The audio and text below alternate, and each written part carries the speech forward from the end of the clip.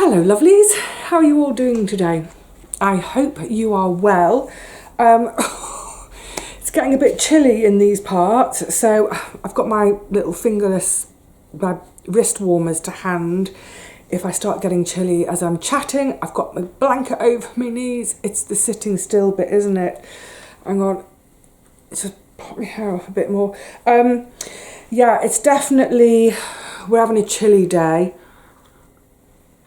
The feels like temperature, I looked at the forecast, or looked at, the thing on the computer.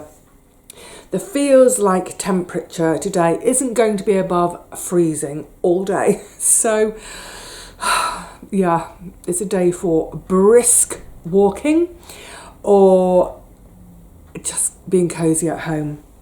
Right, so let's catch you up a bit on what's been going on to do with the flat. So, if you remember, it's a couple of videos back now, my buyer had the second survey done and people were saying, well, maybe it's a survey for the bank or that. No, it was a second home buyers survey, because the first survey, home buyer survey, they'd noticed one area, like half a brick, is slightly more moist than all the other bricks around it. There's moisture in all bricks. And that, I think it had just panicked her because she's a first-time buyer. So the second survey was another home buyers survey, but with a damp specialist. So they came in, and obviously I was at home, I was working at home, so I let them in and I said, look, I work from home. I'm going to be working in the kitchen. I'm going to just leave you to it. When it comes to the kitchen, if you need me out of the way, just ask and I'll scoot into the living room. If you need anything, please ask. Otherwise, I'm going to leave you to it. I'm going back to work. So I went back to the kitchen. I was sitting at the desk for 20 minutes or so. And then the guy I'd heard him in the bathroom. I could hear that he'd come into the living room. And he stuck his head around the kitchen door and he said, sorry, he said, I'm not sure why I'm here. What am I supposed to... he was a bit sort of clueless, and I was like, what's the problem? He said, this is not a damp flat. I've been sent here to assess some damp. And now, should have kept my trap shut. He said, this is not a damp flat. And I said, no, I know. I said, look, it's this one tiny little area. So I pointed, it's right up there at the top of the chimney. It's about this big. Put your damp meter there, put it there. So he did it and he went, oh, right, yeah. It's about maybe 6 centimetres square. It's the tiniest thing. I mean, literally, as soon as you move the damp meter, it doesn't register. So obviously, so then he was done, he left, and in the meantime, his company have obviously then done the report for my buyer. Not only have they done the report, they've given her a possible, this is what we could do to fix the problem. They suggested, so I've got a cup instead of using use the water bottle. I'm supposed to be using a cup like a lady. They've suggested repointing the front face of the chimney stack to her and given her an estimate for it. A ridiculous sum of £2,000. So she's panicked, got in touch with the estate agents and said, will Miss Gregory reduced the asking price by £2,000. Well, no, no, I won't. Because first of all, two things. That chimney stack is owned by the next door building and us. So, well, first of all, you need to get 3 estimates from people, because I think £2,000 is a ridiculous price. So you want to get 3 quotes first of all. You don't necessarily go with the lowest, or you want to go somewhere in the middle. But let's say it was £2,000. That would be £1,000 would need to be paid by the next door. If my building is number 4, then building number 2, with however many floors, they need to pay £1,000. We'll pay £1,000. That £1,000 will be split by 5 parts by the 5 floors of this building. You're only 1 part, so the most you would pay is £200. Besides, it will come out of the service charge. That's what the service charge is for. And next year's service charge, I have paid for her already. So she won't be out of pocket. I've already paid up the service charge for the whole of next year for her. So yeah, I wrote back to the estate agents and I put those points in. And I said, so in a nutshell, no, I'm not going to come down on the price, especially seeing as I was offered 10 grand more by someone else. And it was at that stage, my agents have been brilliant from this respect. I said, look, that other person who was offering 10 grand more, is he still looking? Because I think depending on the answer I get from my buyer, if she's still vacillating about this non-issue and still wants me to drop the price, and if I'm going to just say, do you know what, I've had enough. Her solicitor has been sending me the most ridiculous questions about, have I broken any of the terms of my lease in 20 years? No, I haven't, have I, and some of the terms of the lease go back to Victorian times. This is what I mean about leases are really old. No, I haven't played a pianola after 11 at night and before 5 a.m. And no, I haven't disposed of rag on my doorstep. Anyway, so I said to the agents, look, the next stage is, depending on what she says, comes back, because I'm saying no to reduction. Depending on what she says, I'm going to say it's now time to either, it's a coarse phrase, I'll try and make it less coarse, it's either time to pee or get off the pot. And I'll go to the other guy. But that hasn't happened. She has apparently understood and said, okay, fine, let's proceed. So fingers crossed now, that's all the kind of questions and worries she's got. Everything is answered. Her solicitor will stop asking me stupid questions about pianolas and we can move forward. Please, God, let us move forward. So yeah, hopefully that's done. In the meantime, I have been interviewing removals firms and, oh gosh, yeah. In terms of decision making, especially big decisions when it's around money and stuff like that, I do think about things, I do pros and cons, I weigh things up. I am very cerebral, intellectual about decision making, but I also always trust this, whether you want to call it your heart, your gut, your instinct, whatever it is. I use that in my decision making process too. I use a bit of both. And the company I've decided on is the guy who came as part of the team, so he's not doing a sales pitch.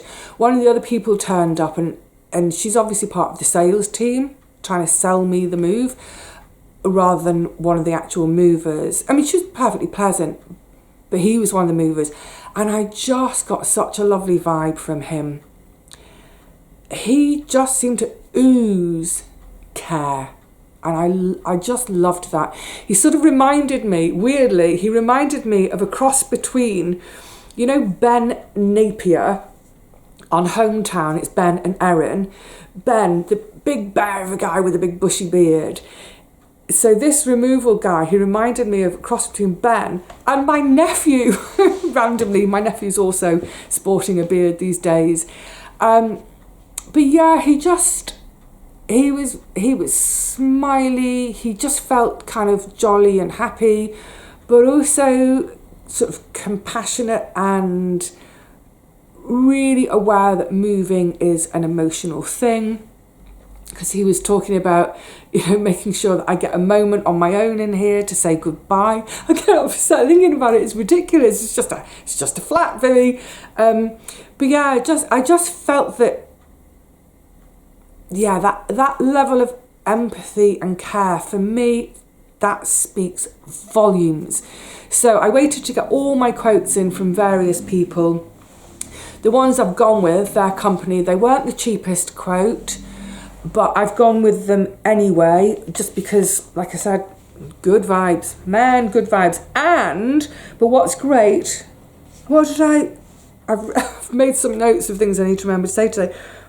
And oh yeah, so I've written really tiny letters. So I've gone with them and I've booked them as far as I can book them. Obviously I don't have a date yet, So that's something else to say to folk. I know a lot of people have been saying, any news? Have you got a date yet?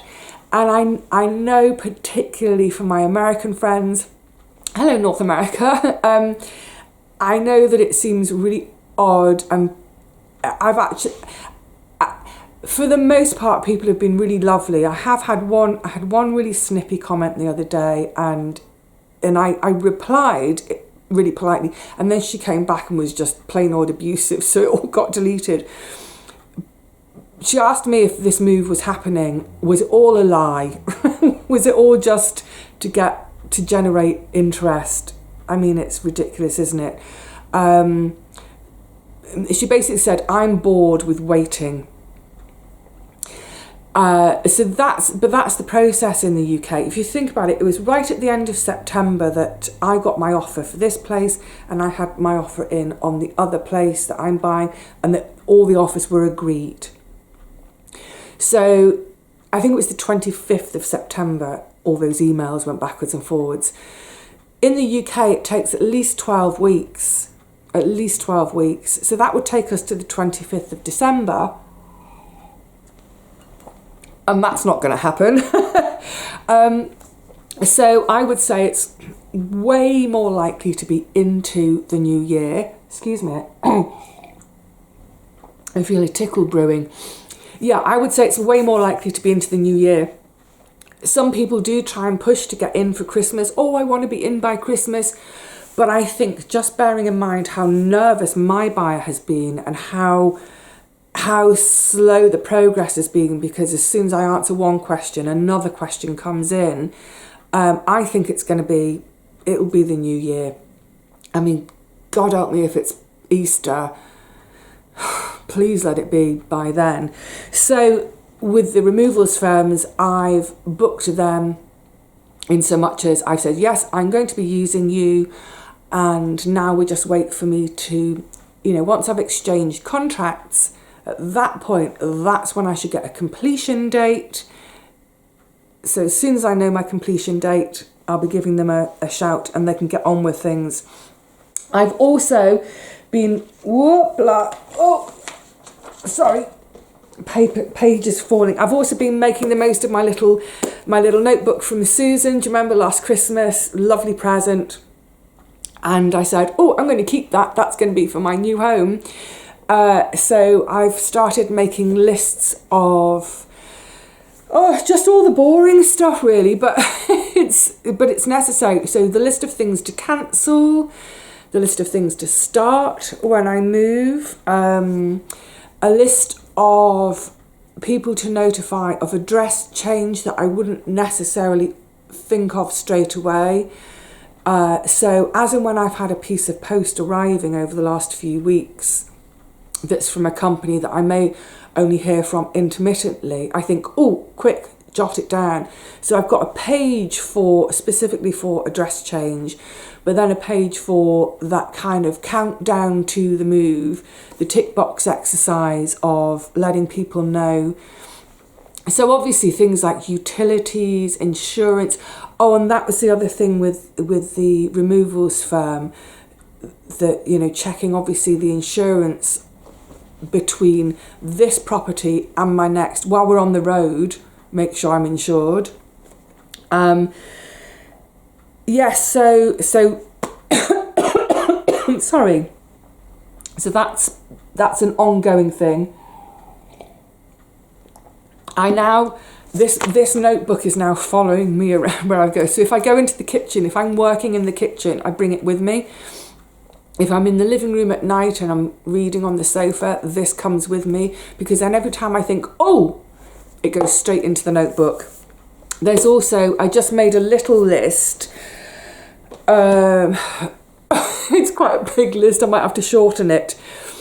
I want a bag of a sort of an immediate bag. So immediately when I move, immediate access bag. So, because obviously everything is going to be in boxes and I'm not going to unpack on my first night. No way, Jose. But so that immediate bag will be stuff that I'll need for the first few days that I don't want to go scrummaging around for. So obviously my wash bag, so soap and toothbrush and toothpaste, clean knickers, t-shirt, socks, all the stuff that sits closest to my skin. I don't mind if I'm in the same hoodie all week and the same sweats all week. I don't care. It might be a grubby affair, but as long as I've got clean t-shirts, knickers, socks, great. What else is going to go there? So for instance, a cup and a bowl and a spoon, knife and fork. Not too much by way of the cooking stuff, but yeah, a pan, so that even if I end up eating tinned soup all week, that's fine. I've got my pan, I've got my bowl, I've got my spoon. Just really basic stuff so that, yeah, I know that I can wash myself, dress myself and feed myself in a most basic way whilst I'm in all that chaos. And things like my torch, and I've just changed the batteries. So my torch and some candles, just because, not wishing anything to go wrong, but just in case the power doesn't get turned on in the first couple of days for whatever reason. Which makes me think, actually make sure my phone is fully charged, and probably in my good to go bag, as in my first few days bag, I'll probably also have laptop, camera, chargers, all that stuff, so I can carry on working, so I can carry on, doing this work and show you what I'm up to. So that will all go on. Oh, and the people I've booked, what I liked about him was he was asking specifically about the grandfather clock. So, he had a good look round, we poked around in all the cupboards, and do you want this, do you want that, And I liked the fact that he asked specifically about the grandfather clock. Shows care. So I suddenly remembered what I need to do, because the weights are both at the bottom at the moment. So for transit, I need to wind the weights all the way back up to the top of the clock, but take the weights off, so they're separate, because they weigh a ton. I don't know how much they weigh, like 10 kilos each, I'm not sure, but they do weigh a lot, and you don't want them bashing around. Also, the pendulum comes off. So it just reminded me, that is one of those jobs I need to think about doing before the removals people come. So it's done. And thinking of that, I suddenly had to think, where's the windlass? The little winding, isn't that a lovely, just a beautiful item? Brass with a little oak button that's been carved. Let me see if I can catch it in the light. Hold on, where's the light?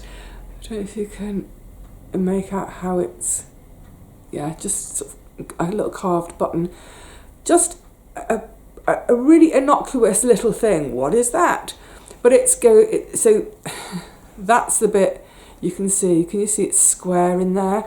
It goes clunk into the face of the clock, and it winds. So this knob, the oak knob, that rotates on the brass, so that as you're going round, your hand stays in the same position. Wind. So anyway, I was really glad we talked about that, because I suddenly thought, where's the little clock windlass? I thought, I know it's in the bureau. I thought, I know exactly where it is. Went straight to the bureau, went there, and I thought, it's not there. Where is it? Oh, I know, it's in the drawer. It's not in the drawer. Oh, I know. I put it in that little box over there, so I went over there, and it's not in the... Where have I put it? Good grief, I'm going to have to turn the flat inside out looking for this. Oh, you idiot, It's because I haven't wound it for so long, because it needs adjusting. I need a clock person to come in, and it costs a lot of money. And I've been thinking, there's no point, because I'm going to move. Anyway, I was lying in the bath a couple of nights ago. Absolutely pooped at the end of a long day, just lying there. I did quite a deep bath, suds up to here, like that. And at the far end of the bathroom, behind my bathroom door, you'll have seen by the basin, on the wall there, I've got some old pine shelves up there. And I was lying there and I was looking at the top row and I was thinking, oh yeah, you know, packing, I've got pictures there, packing pictures up, making sure they're bubble wrapped.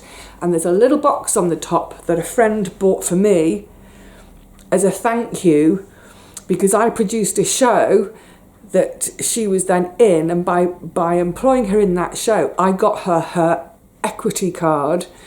So it's a thank you. The box is on the top, and I suddenly thought, I know where the windlass is. It's in the box from Sean. So, and I was thinking, don't forget. It's like, how can you forget now you've remembered? Anyway, I got out of the bath, I had my, you know, got myself dry, but before I even did anything else, I grabbed the box from the top shelf, opened it just to double check, and it's like, yeah. And in there, that little box as well, is the key for the bathroom window. So I thought, brilliant, I'll get that out now because I need to leave that out for my buyer. So little things, little tiny things, all these little tiny things that all add up to making the big thing happen. So anyway, where were we? So my lists are happening, and yeah, there's no way I could do any of this without lists. I know some people are a bit like, oh, you need to go with the flow, Vivi. What's with all the lists? Da da da. But honestly, I'll. It's just blah, blah, blah.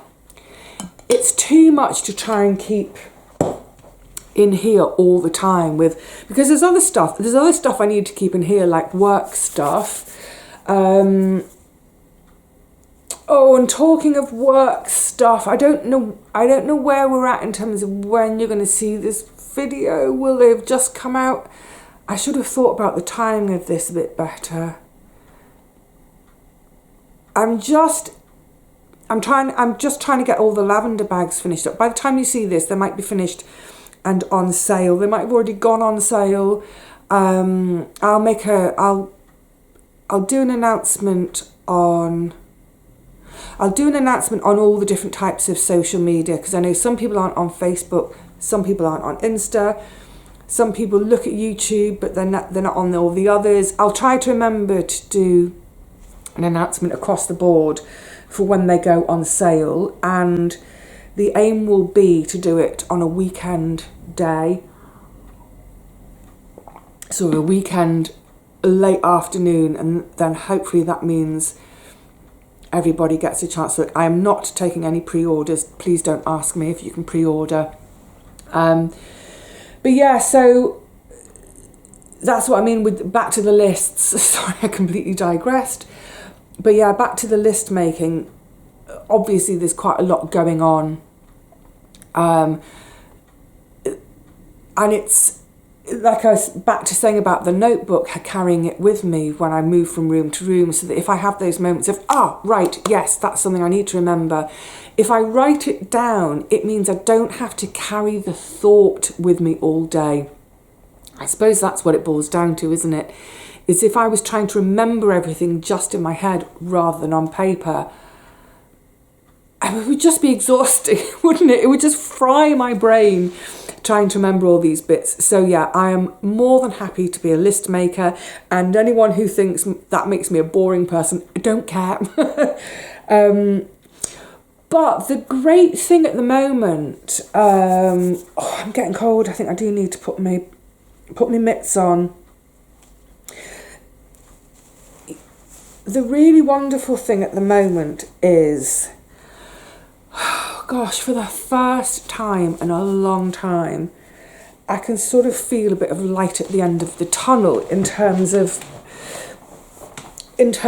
work, and in terms of, well, just life and living with a constant to-do list.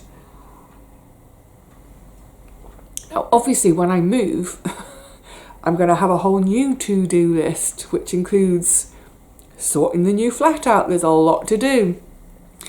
But I was saying this with a friend the other day, but that's fine because there's no time there's no time pressure on it. This is, I hope that this is going to be my forever home, bar the fact that I may end up in a nursing home when I'm really old. I hope it's going to be my forever home, so there is no hurry. Some jobs are more urgent than others. There are a couple of jobs which really need to be done promptly. But otherwise, yeah, there's no time pressure. So even though there will be a to-do list when I move, I won't be feeling like I have to tackle, this is what it boils down to. I won't feel that I have to tackle the to-do list 7 days a week. And that's how life has been for like the last 4 or 5 years, really.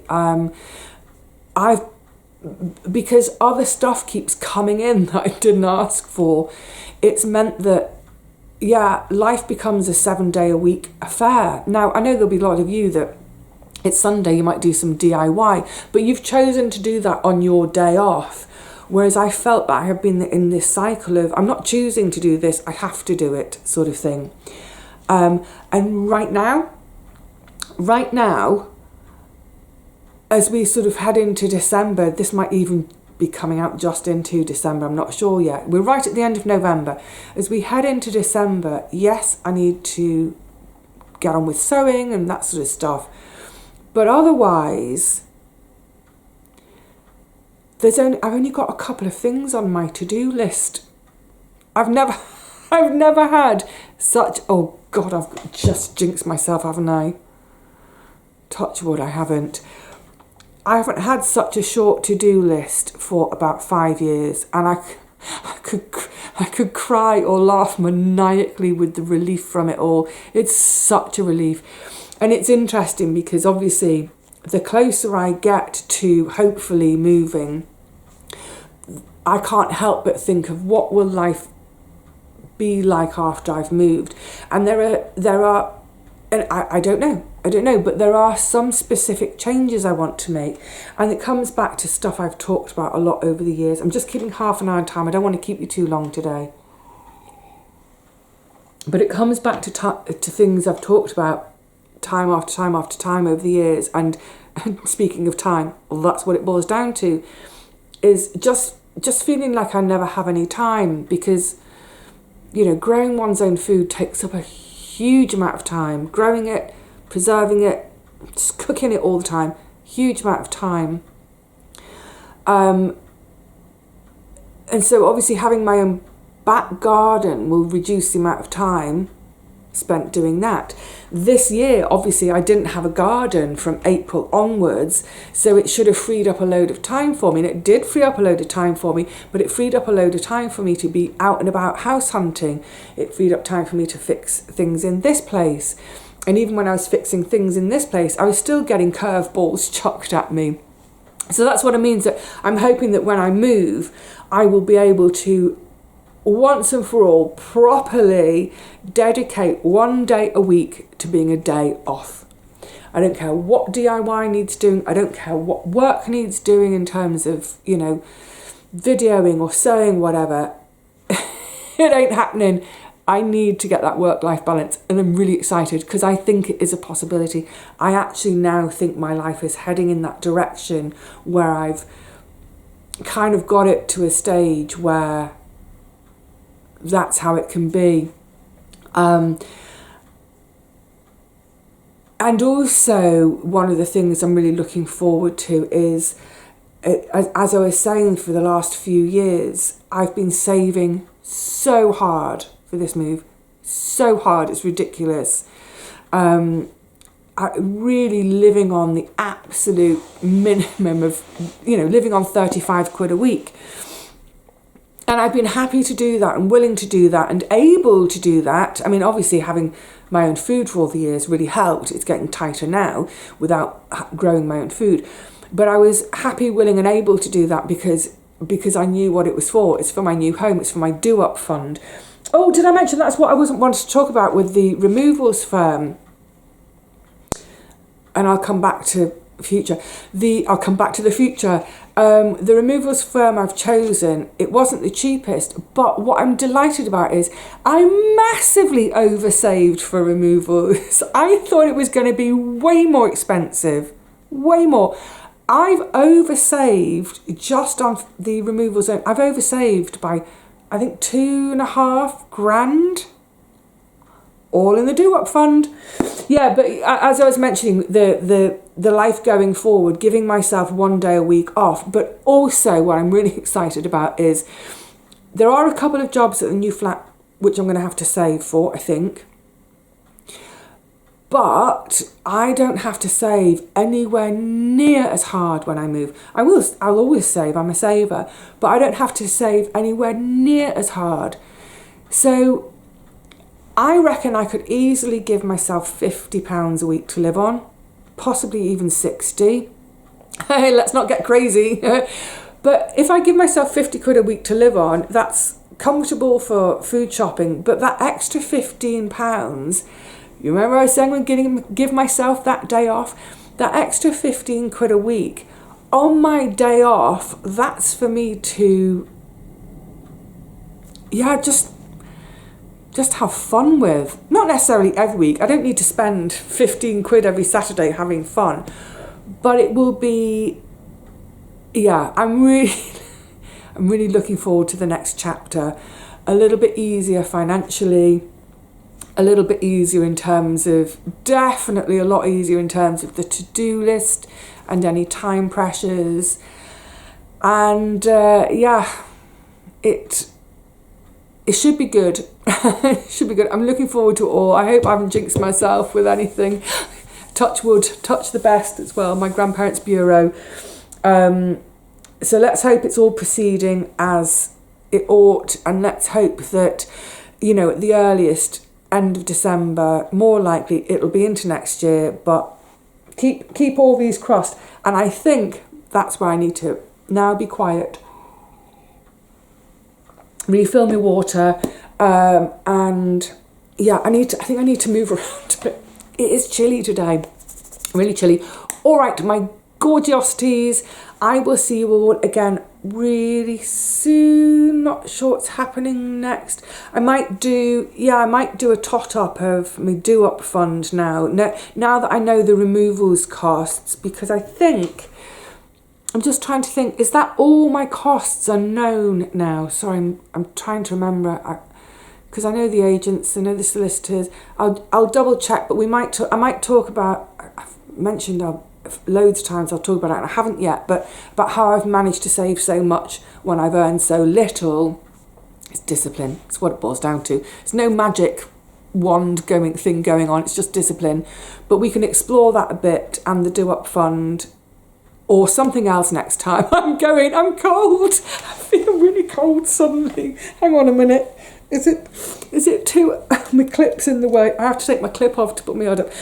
Is it too early in the season to be actually in the hood? All right, lovelies, I need to go and, I need to get moving. I'll see you all again really soon, I hope. But until then, please look after yourselves. Enjoy getting your hoog on. And until the next one, cheerio.